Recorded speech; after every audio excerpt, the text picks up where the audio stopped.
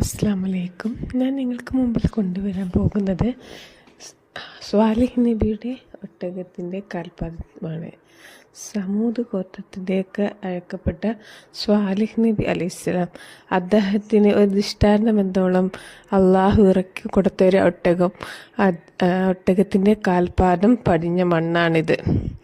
ഇത് സലാലയിലാണ് സ്ഥിതി ചെയ്യപ്പെടുന്നത്, അതായത് ഒമാനിലെ സലാലയിൽ. സാലിഹ് നബിയുടെ ഒട്ടകത്തിൻ്റെ കാൽപാദം കാണുന്നില്ലേ? ഇത് സലാലയിലെ ഒമാനിലാണ് സ്ഥിതി ചെയ്യപ്പെടുന്നത്. നിങ്ങൾക്ക് കാണാൻ സാധിക്കുന്നില്ലേ?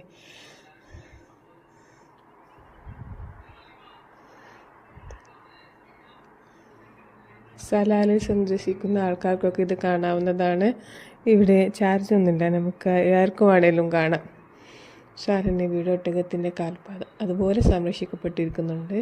ഒമാനിലെ സലാലയാണ് സ്ഥിതി ചെയ്യപ്പെടുന്നത്.